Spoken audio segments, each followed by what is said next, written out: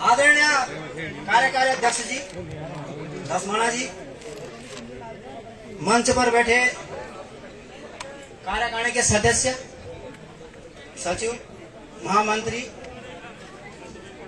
और हमारी माताएं बहनें, जिनका सहयोग हमें हर बार मिलता रहता है। साथियों, सरकार को ये दिखाना है हम भी कुछ हैं, नहीं तो सरकार हमें ये सोचती है इनसे काम लेते रहो, जब इनकी हमारी जरूरतें पूरी हो जाएंगी इनको बाहर कर दो। इसलिए मेरा कहना है कि कोई भी जो ऑफिस में, अभी कई लोग ऑफिस में बैठे हुए हैं ना, वो ये सोच रहे होंगे शायद कि हम अच्छा काम कर रहे हैं। मैं तो भगवान से भी प्रार्थना करता हूँ कि सबसे पहले वही बाहर हो जाए, बड़ी खुशी होगी। उस दिन पौड़ी जिले में मिठाई मेरी तरफ से है, क्योंकि इन्हीं लोगों के कारण आज हमारी स्थिति ये बनी हुई है। नहीं तो क्या जरूरत हमें इतनी दूर से आने की। कोई चमोली से आ रहा है, कोई उत्तरकाशी से आ रहा है, कोई हमारे संड महादेव जो कि बिल्कुल कुमाऊं के बॉर्डर पे वहां से आ रहे हैं। अब क्या जरूरत है हमें लोगों के साथ पागल बन के फोन करके रात भर आओ, ये करो। हर किसी की जिम्मेदारी है, हर किसी को नौकरी चाहिए। ऐसा नहीं है अध्यक्ष बोलेगा तभी आएगा, जिसको नहीं है जरूरत। और जो ऑफिस में बैठे हैं, यदि ऐसा हो जाए कि भैया जियो बन चुका है और तुम वहां पहुंचो, तो तुरंत यहाँ सबसे पहले वो आगे आ जाएंगे कि मैं हूँ उन्नत से। ये स्थिति है। देखो, अपने लिए भीड़ क्यों जुटी है? इसलिए जुटी है कि आदमी परेशान है। आप देखिए, सरकारी कर्मचारी सुबह अटेंडेंस लगा देगा, उसके बाद वो 2-3 घंटे जो है कैंटीन में घूमता रहेगा, चाय चुई पिएगा, 12 बजे आएगा, फिर हमको बोलेगा भाई तूने वो काम कर दिया। उल्टा हमें डांटेगा कि यार ये काम नहीं करते, ये नहीं करते। गलत काम हो जाएगा तो अपना कर्मचारी का नाम आ जाएगा, सही काम हो जाएगा चौड़ा होकर बोलेगा जी मैंने किया काम। ये स्थिति है। तो मैं यही कहना चाह रहा हूं कि आप लोग यहाँ हड़ताल में आओ, सरकार को दिखाओ कि हमारी क्या औकात है, तभी पता चलेगा। क्योंकि यहाँ से ज्यादा दूर नहीं है विधानसभा, सभी मंत्री लोग यहीं बैठे हुए हैं। इसलिए हम लोगों का हड़ताल में जाना जरूरी है, सरकार को जगाना जरूरी है। क्योंकि एक तरफ सरकार ये बोल रही है कि हमें तुम्हारी जरूरत नहीं है, दूसरी तरफ अपना से भर्तियां कर रही है। क्यों ऐसा क्यों कर रही है सरकार? अरे जरूरत नहीं है तो हटाओ हमको यहाँ से, नहीं करना चाह रहे हम तुम्हारी नौकरी। फिर बोल दिया पलायन हो गया। अरे पलायन नहीं होगा तो क्या होगा? 22,000 कर्मचारी उत्तराखंड में हैं और उनको तुम सही पे वेतन 9-9, 10-10 महीने से वेतन नहीं मिला, कैसे आएगा आदमी? और उल्टा उसको डांटोगे काम कर, कैसे करेगा आदमी काम? मैं तो बोल रहा हूँ 22,000 कर्मचारी सब दिल्ली चले जाओ, पलायन कर दो, नहीं चाहिए हमें ऐसी स्थिति में। इसलिए आप लोग जितनी तादाद में यहाँ आए हो, कल भी आपको आना पड़ेगा। जब तक हमारी मांगे पूरी नहीं होती तब तक हम यहाँ से हटेंगे नहीं, चाहे कुछ भी हो जाए। अभी तो सरकार को पता चलेगा कि हमारी औकात क्या है। इसलिए साथियों, कोई ऐसा मैं समझता हूँ कि यहाँ पे बहनें बैठी हैं, इनके बच्चे होंगे, छोटे बच्चे होंगे, क्या जरूरत है किसी को यहाँ आने की? ऐसे ठंड में मरने की क्या जरूरत है? लेकिन जब आदमी परेशान है, सरकार ने उसको परेशान किया है, वेतन नहीं मिल रहा है, छुट्टियां नहीं मिल रही है, उद्यान विभाग में छुट्टियां नहीं है, क्यों? ऐसा क्यों? हमारे साथ ऐसा क्यों किया जा रहा है? यही हमें सोचना चाहिए।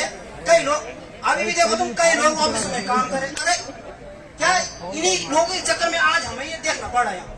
नहीं तो हमें क्या जरूरत है यहाँ आने की? उन लोगों को, जो लोग घर में बैठे हुए हैं, जो ऑफिसों में बैठे हुए हैं, उन लोगों के लिए मैं कहता हूँ तुमसे बेकार आदमी तो कोई है ही नहीं साहब। उनको बोल भी देना तुम्हारी जरूरत हमें पहले भी नहीं थी और अब भी नहीं है, तुम मत आओ साला, तुम ऑफिस ही मत आना। नंबर 2 बात, सरकार एक तरफ हमें लगाया हुआ है डिपार्टमेंटों में, दूसरी तरफ वहां से क्या कर रही है कि विज्ञप्ति निकाल रही है।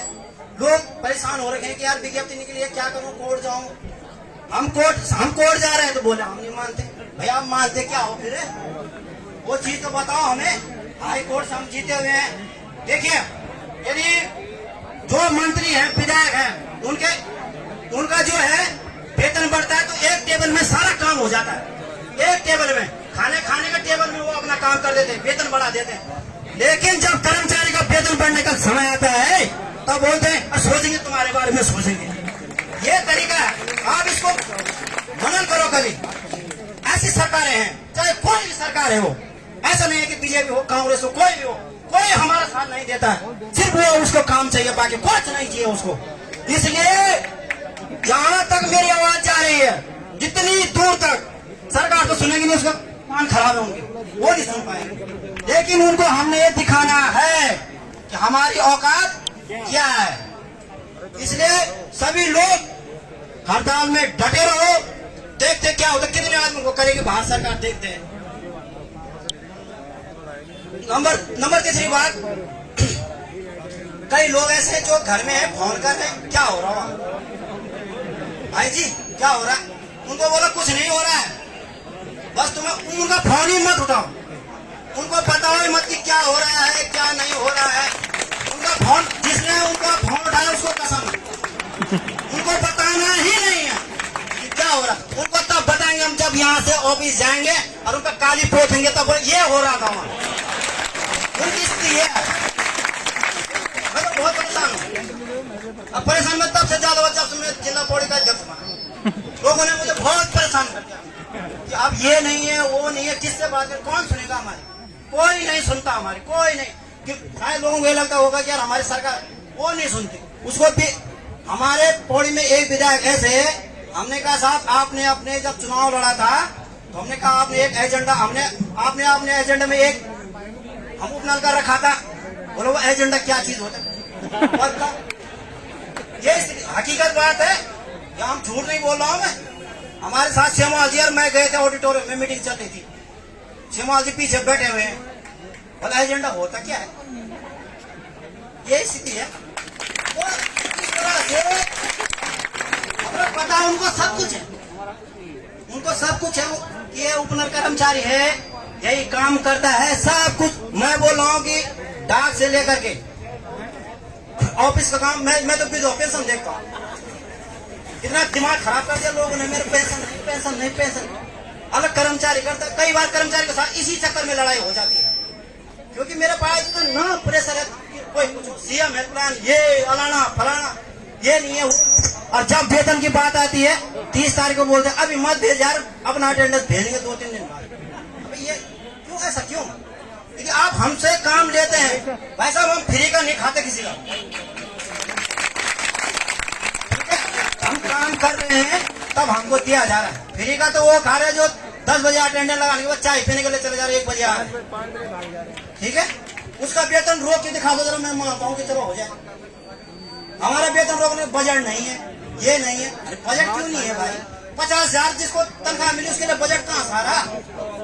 अरे 10,000 का कर्मचारी लोगों ने बजट नहीं है। अरे तो बजट नहीं है तो तुमने रखा क्यों इसको, ये तो बताओ हमें। संगठन में बहुत बड़ी ताकत होती है। उत्तराखंड जब बना तब भी ऐसी रहा, हमने लड़ाई लड़ी, हमारा काम ही लड़ने से बस, सोच रहे आप। इसलिए यहाँ से तभी उठना है जब हमारी मांग पूरी होगी। मैं तो बोल रहा हूँ कि मैं भूख हड़ताल में भी रहने के लिए तैयार हूँ, क्योंकि सबसे ज्यादा परेशान मुझे लगता है मैं ही हूँ। इसलिए साथियों, नहीं हंसने वाली बात नहीं है। आप देखो, मैं आपको अकेले बता रहा हूँ, यदि कल घर में शायद ये आपने साहब सर मैंने कल शायद मिला ना, शाम को जाना, और अपने आप जो है कि 15 दिन पहले ही चला जाएगा। नहीं देखो ऐसा नहीं, ये मतलब भेदभाव नहीं होना चाहिए। ऑफिसों में भी हमारे साथ बहुत भेदभाव होता है। जब कोई बात आती है तो बोलती नहीं आप उपनल वाले नहीं आएंगे वहाँ, और काम के बात होगी बोला कंप्यूटर घर में ले जाकर इसको करके तब।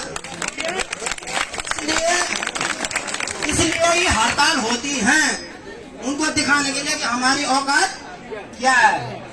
और शायद मुझे पता चल रहा है कि सुनने में आ रहा है कि अलाई वालों को कई फोन आ रहा है कि स्थिति क्या है। मैंने कहा स्थिति बहुत अच्छी है, तुम बताओ तुम्हारी स्थिति क्या है।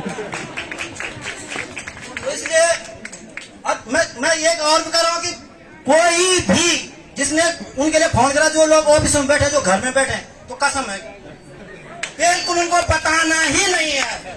इन्हीं के चक्कर में आज हमें यहाँ बैठना पड़ रहा है, इस खंडल में बैठना पड़ रहा है।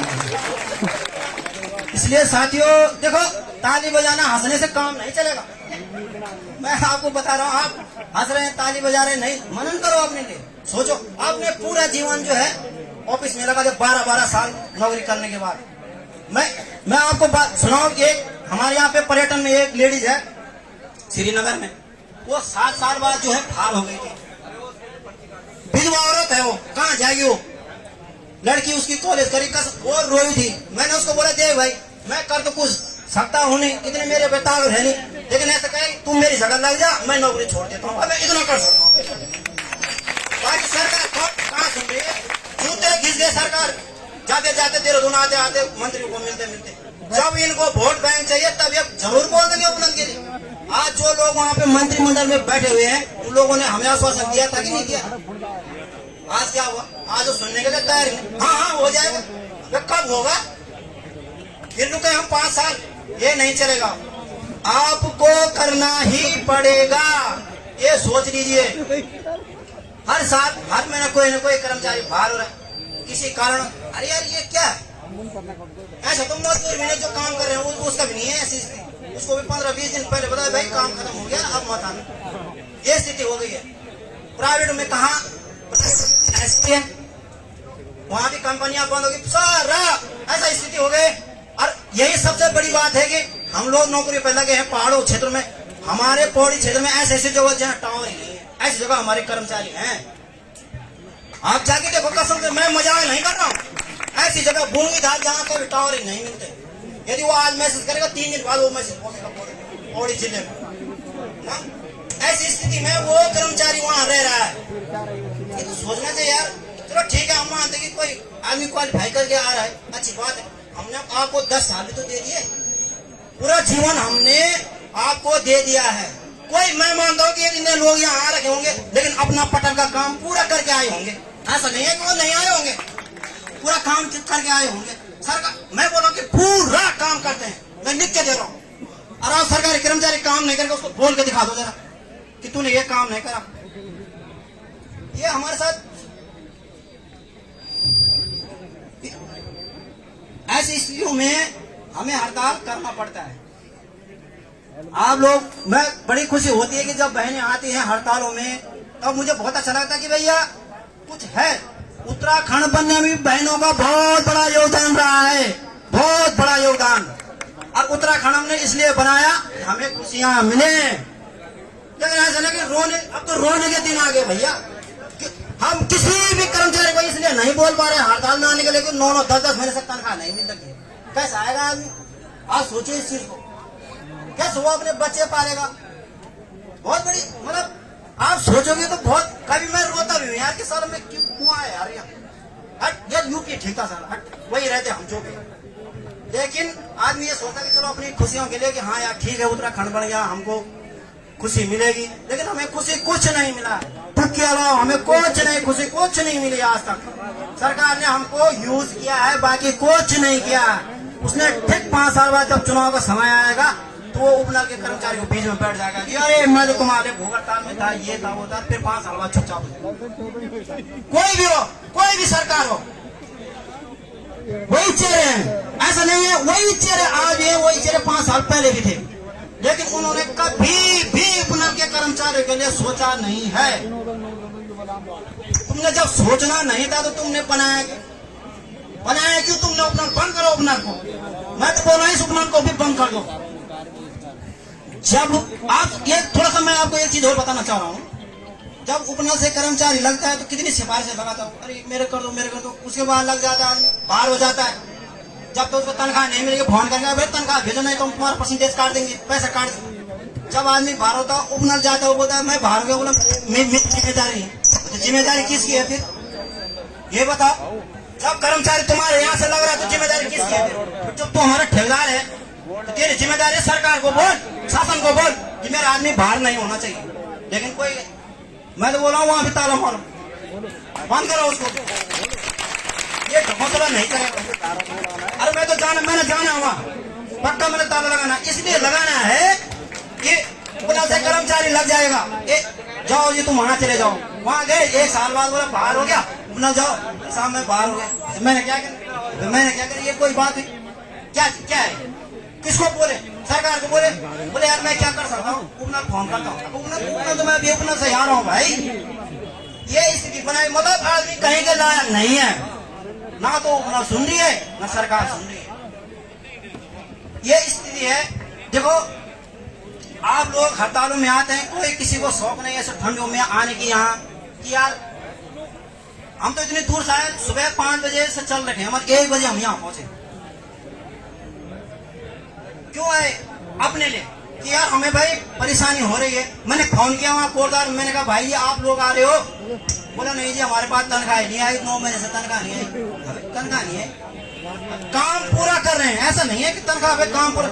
आप किसी सरकारी कर्मचारी का 1 रुपया कम कर दो, वो भूख हड़ताल में बैठ जाए। किसी अधिकारी का 1 रुपया कम करके दिखा दो जरा। हमारे लिए दुनिया भर का नियम ये है वो है।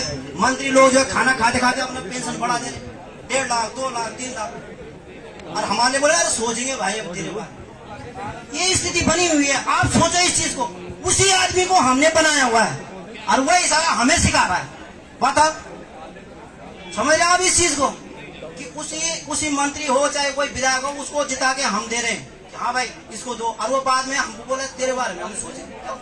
उनको एजेंडा पता नहीं है तो क्या कर लेंगे। इसलिए जितने लोग आज यहाँ हैं इससे ज्यादा कल होने चाहिए और इतने लोग आने चाहिए। सरकार को लगन अरे कर दो तुम बाहर, कोई दिक्कत नहीं, देखी जाएगी यार कितने लोगों को बाहर करेंगे। नंबर 4 बात यह है